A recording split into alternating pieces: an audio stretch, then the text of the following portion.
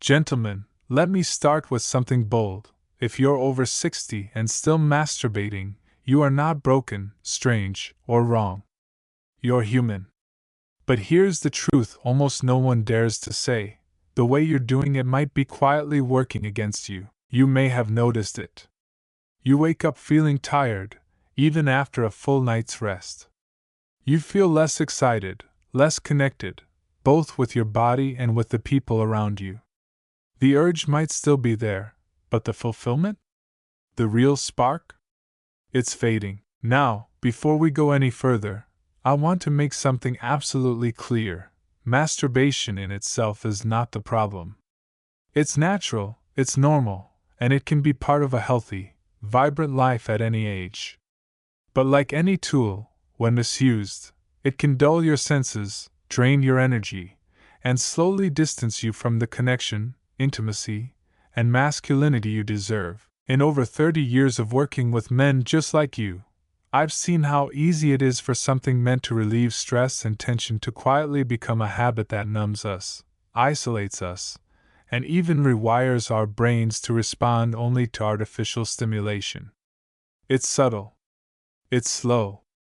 But it's real. The way you touch yourself matters. The speed. The pressure. The mental focus, or lack of it. And more importantly, the reason behind it. Are you connecting with your body, respecting your needs, honoring your desire? Or are you escaping out of boredom, frustration, or habit? Men in their 60s, 70s, and beyond face a different physiological and emotional reality. Your skin is more fragile. Your blood vessels more sensitive. Your hormone system slower to respond. That means the margin for harm, even from something as simple as solo pleasure, is narrower. But here's the good news: you don't have to give it up. You simply have to do it differently. In this video, I'm going to walk you through the 10 hidden risks of improper masturbation after 60, risks that almost no doctors talk about, yet I see the effects of them in my clinic every single week.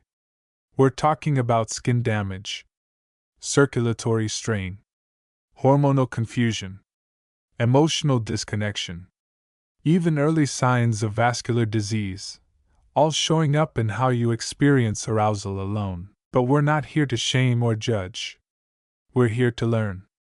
And even more than that, we're here to restore. Because when you understand how to shift this one habit, you can dramatically improve your vitality, sharpen your confidence, increase testosterone, and even reawaken intimacy, safely, naturally, and without pills. So if you've ever wondered why things feel different lately, or if you've secretly asked yourself, is this still good for me? You're in the right place. Stick with me. And if you know another man who needs to hear this, maybe a friend, a brother, or even just a younger version of yourself, send this to him. Because when it comes to sexual wellness at our age, silence isn't strength. Awareness is. Hit subscribe, turn on notifications, and let's begin this honest, empowering journey together. You deserve to feel alive, connected, and confident, not just once in a while, but every day. Let's get started. Many older men think masturbation is either something to be proud of, because it proves they still have drive, or something to be ashamed of, a private habit that feels juvenile or inappropriate for their age. But the truth is, for many men over 60, masturbation becomes far more than just a release. It becomes a reflection of their loneliness, their routine, their coping mechanism for stress or emotional voids that have slowly widened with age. I've spoken with countless men in their 60s, 70s, and beyond who confide in me with a heavy voice. I don't know what happened to me. I used to feel alive when I touched my partner. Now I feel nothing unless I'm alone. Others say, it's the only time I feel in control. Or worse, I do it out of habit, not even desire. These statements aren't confessions of wrongdoing, they're signals. Red flags. Signs that what was once a healthy expression of sexuality has quietly become a substitute for connection, adventure, and even self-worth. You see, it's not about the act itself, it's about the pattern. When masturbation becomes your main source of comfort, your only consistent ritual of sensation or control, it begins to carve deep grooves in your mind and body. What starts as relief slowly becomes reliance. What once helped you reset becomes a quiet resignation. It's important to understand this. The male body after 60 still responds. Your brain still desires. But it needs variety, care, and intention, not just repetition. And yet, most men fall into the same trap. They do it the same way, in the same position, with the same fantasy or screen, and their brain starts to crave only that specific formula. Eventually, their body stops responding to anything else. This is why so many older men begin to struggle with arousal when with a real partner. It's not because they've lost their manhood, it's because their nervous system has become too narrowly conditioned. They've unknowingly trained their pleasure response to ignore the very thing they long for: human touch, shared breath, genuine intimacy. Another subtle but painful pattern I see is that masturbation often replaces moments of emotional vulnerability. Instead of calling a friend, going for a walk, or opening up to their partner, many men just retreat into the familiar act. It's private, predictable, and, for a few minutes, it feels like everything's okay. But afterward, what remains? The silence. The emotional emptiness. And sometimes, the guilt. Here's what I want you to know: you are not broken. You are not weak. What you're experiencing is common and reversible. But it starts with honest reflection. Ask yourself, is this helping me feel more alive, or less? Do I finish feeling connected, or more isolated? Am I listening to my body's needs, or just following a pattern? If your answer reveals a deeper longing, then congratulations. That's not weakness. That's awareness. And awareness is the first step toward regaining your vitality, because you don't need to stop. You just need to reset. You don't need to give up pleasure. You need to reclaim it, with purpose, with balance, and with a deeper connection to your real self. So what's the solution? How do we take something as intimate, as instinctive as self-pleasure, and turn it into a tool for healing, not harm? The answer lies not in stopping, but in shifting, from routine to ritual, from habit to harmony. Let's begin with intention. The act itself isn't wrong, but the why behind it matters deeply. Are you doing it out of connection? Curiosity? Celebration of your body? Or is it a response to boredom, loneliness, or stress? At this age, every choice you make for your body should reflect respect, not reflex. The first step is slowing down. Older bodies require more gentleness, more patience. That doesn't mean less pleasure, in fact, the opposite. Pleasure deepens when you stop rushing toward release and start listening to sensation. Try shifting your environment, dim the lights, breathe deeply, and let the moment be about connection, not completion. Next, consider how you touch yourself. Most men fall into patterns: same grip, same pace, same fantasy, often inherited from their teens. But your 60s are not your teens. Your nervous system has changed. Your skin is thinner, your circulation more delicate, your sensitivity more nuanced. That means your technique should evolve. Use lubrication. This isn't a luxury, it's a necessity for protecting sensitive skin, enhancing sensation, and avoiding micro tears. Switch up your grip, vary the rhythm, change your position. Explore with curiosity. The more variety you give your body, the more responsive it stays. Third, re-engage the mind. Sexual pleasure isn't just physical, it's neurological and emotional. If you've relied on screens or set routines for years, your brain may have developed very specific pathways for arousal. This is called stimulus dependency, and it's reversible. Instead of jumping into automatic habits, pause. Reflect. Use memory, imagination, even audio. Let your mind wander and create. This rebuilds the brain's ability to experience desire and satisfaction in diverse, more authentic ways, which supports both solo and partnered intimacy. Fourth, reconsider frequency. There is no magic number, but there is such a thing as balance. If you notice you're using masturbation as your primary emotional outlet, every time you're stressed, bored, or anxious, then it's no longer just physical. It's become emotional medication. That's your cue to diversify your coping tools. Add movement. Add people. Add new activities that restore your energy without draining your emotional reserves. Finally, don't isolate. While the act itself is private, the journey of healing doesn't have to be. Talk to a trusted physician, a coach, a therapist. Join a men's group. You're not the only one walking this path, and the more you connect, the more power you reclaim. Gentlemen, this isn't about judgment. It's about liberation. About using wisdom, not willpower, to redefine your relationship with pleasure. When masturbation becomes mindful, it becomes medicinal.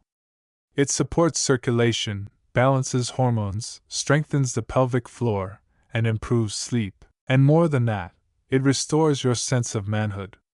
Not in the old, performative way, but in the deep, grounded, embodied way that says, I still matter. I still feel. I still deserve joy. You've earned the right to feel good, not just quickly, but fully. This next chapter of life can be filled with depth, with softness, with power. And it starts with one small shift, choosing presence over pattern. Coming up next, we dive deep into the science of how and why these changes matter, and what your body is trying to tell you when things feel off. Let's talk biology.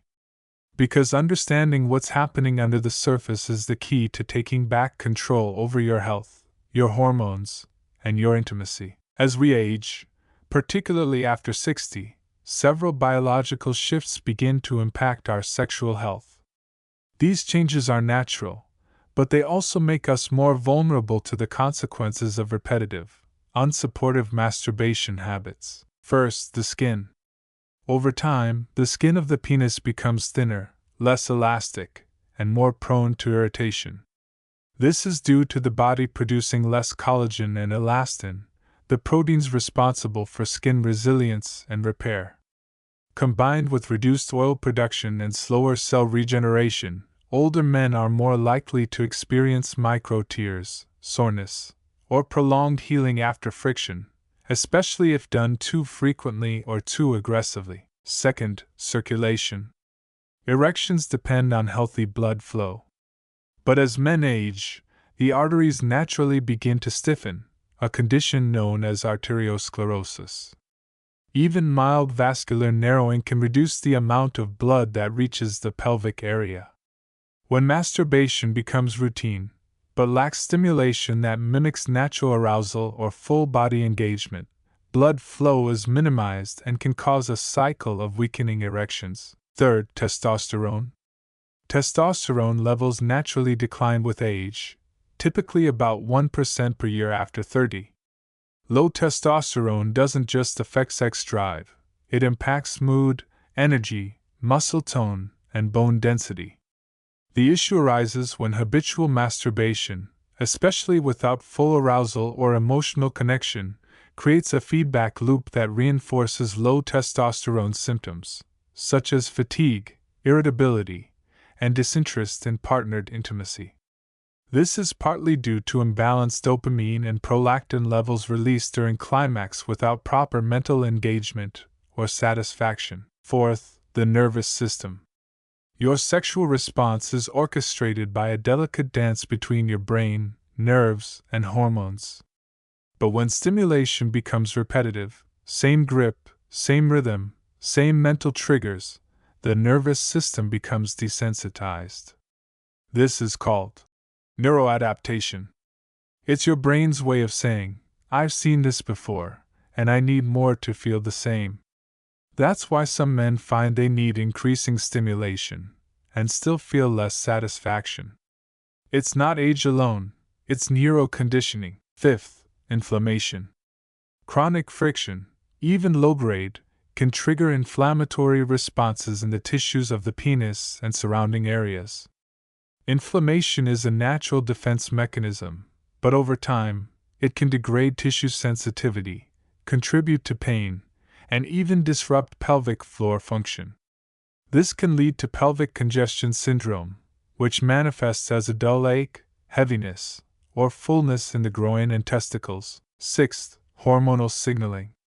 After ejaculation, the body releases prolactin, a hormone associated with satisfaction and relaxation. But in men with unbalanced rhythms, especially those masturbating multiple times a day or without adequate recovery, elevated prolactin levels can suppress dopamine, lowering mood, reducing desire, and even further decreasing testosterone production. Seventh, psychological feedback loops. When a man begins to rely on masturbation to manage stress, sleep, or loneliness, his brain starts to associate pleasure with isolation. This rewiring can subtly erode the emotional reward systems linked to intimacy.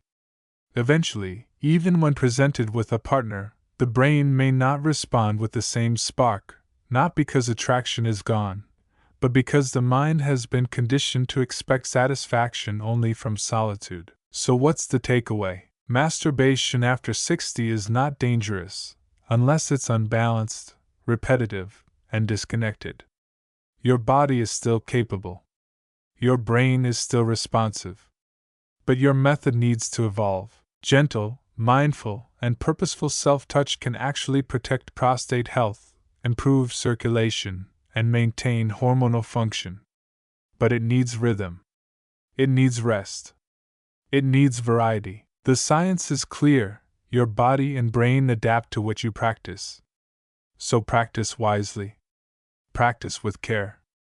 Because your sexual vitality isn't just about function, it's about how you feel in your body, your mind, and your relationships. Coming up next, we'll hear powerful real-life stories from men who made small changes and saw big transformations in their health, confidence, and connection. Stay with me. Now that we've seen the science, let me share with you the stories that truly bring this to life. Because behind every statistic, every warning sign, is a real man, just like you, who decided to make a change. One of my patients, Harold, is 68. He came to me after noticing that while he could still function sexually on his own, he felt emotionally distant and physically numb when with his wife. They'd been married for 42 years, but intimacy had become mechanical, almost absent. After we talked, Harold realized he had been using masturbation not just for release, but to avoid the vulnerability of deeper connection. He admitted to feeling embarrassed about his body, unsure of how to communicate his needs, and over time, had retreated into solo habits. We made a few small shifts, focusing on slower, more mindful touch, introducing breathing techniques, and inviting his wife into the conversation. 3 months later, he told me, "Doc, we kissed like we were 30 again. And it wasn't even about sex. It was about us." Then there's Marcus, 72, a retired firefighter. He was experiencing frequent irritation after masturbation, a constant ache in his pelvis, and growing concern about his ability to maintain an erection with a partner. What shocked him was learning that his posture, the way he sat hunched on the edge of his recliner, was contributing to nerve compression. We changed his routine. New positions, proper cushions, better technique. And within weeks, the discomfort faded, and his confidence grew. "I didn't think something so simple could make that big a difference," he said. But it did. Let me tell you about James, 65. Divorced, living alone, and relying heavily on online content for stimulation. He confessed that he hadn't had a meaningful physical interaction in over a year. He said, "I'm not sure I even know what real touch feels like anymore." That moment hit me hard. We worked together to reduce his screen use, reconnect him with his imagination, and slowly rebuild his sense of self-worth through healthy self-touch and social engagement. Today, James volunteers twice a week and has started dating again. For the first time in years, he told me, I feel alive. Every man has his story. And every man, no matter his age, can rewrite that story. These testimonials aren't just feel-good anecdotes. They're proof that what we're talking about here matters. That you're not alone. That change is possible. So, if you've been feeling disconnected, frustrated, or just off, know that there is a path forward. And it doesn't start with shame. It starts with awareness, honesty, and a willingness to try something different. Because your pleasure isn't just about arousal, it's about connection. To your body, to your spirit, and to the people you care about. Coming up next, I'll walk you through a practical, step-by-step method to reshape your private habits into a source of daily strength and restoration. Let's get into the how. So let's talk about what you can do practically, clearly, and effectively starting today. Because all the insight in the world means nothing if we don't put it into action. Here's a simple step-by-step approach to transforming your private habits into something that strengthens your health, protects your confidence, and revives your sense of self-worth. Step 1. Change your environment where you touch yourself matters. If it's always in the same chair, in the same way, at the same time, your brain and body start to anticipate that pattern. That leads to desensitization. Instead, try changing your environment. Create a space that feels calm, clean, and intentional. Dim the lights, play soft music, light a candle, whatever makes it feel less mechanical and more meaningful. Step 2. Slow everything down. Most older men carry patterns from their youth, fast, goal-oriented, and often rushed. But now, slowness is your strength. Begin with deep breathing. Place one hand on your chest, the other on your abdomen, and inhale gently through your nose for 4 seconds, hold for 4, and exhale slowly. Let your body settle into a parasympathetic state, the zone of rest and receptivity. Then begin touch slowly, gently, with curiosity. Think exploration, not destination. Step 3.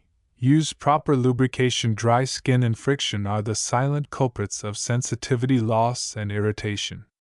Invest in a good quality water-based lubricant. Avoid petroleum products and artificial fragrances. Lubrication doesn't just protect the skin, it heightens sensation and encourages mindful touch. Step 4. Vary your technique. Break the habit of repetition. Try different grips, speeds, hand positions. Experiment with using both hands, or switching between touch and pause. Explore other erogenous zones, the inner thighs, the perineum, the chest.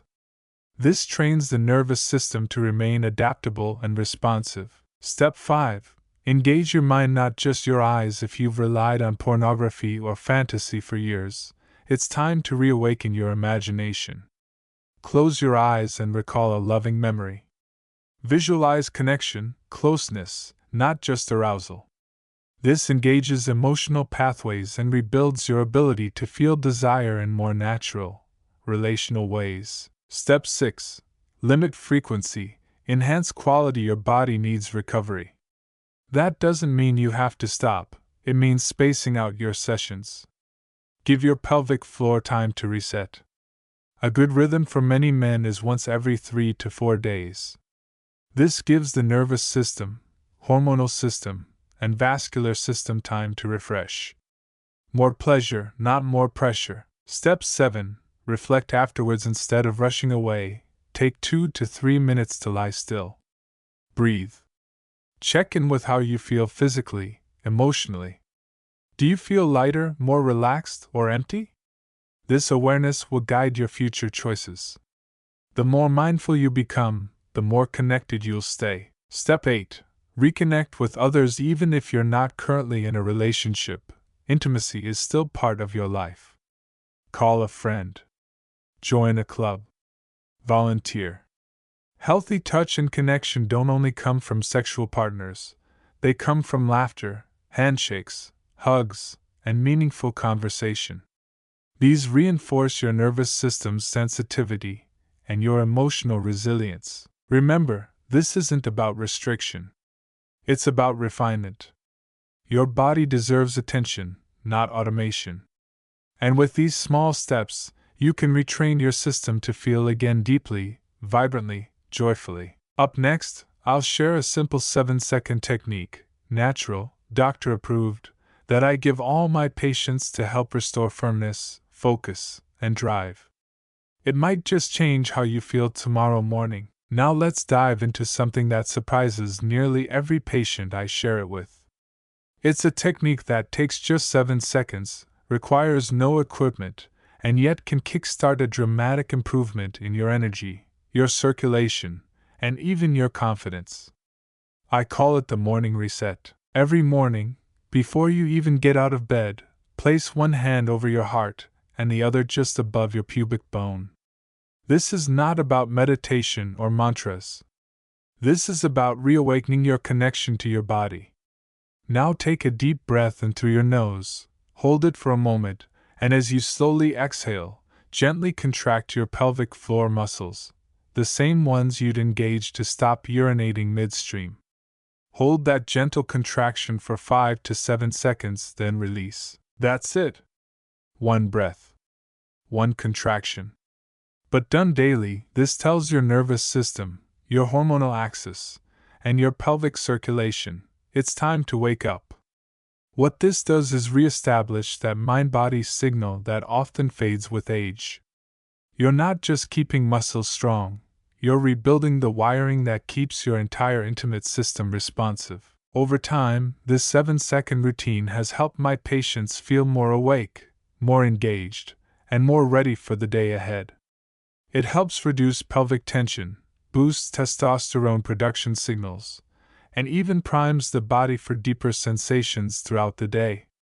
It's a tiny habit with big potential, and here's something important. If you skip a day, don't worry. This isn't about perfection. It's about consistency over time.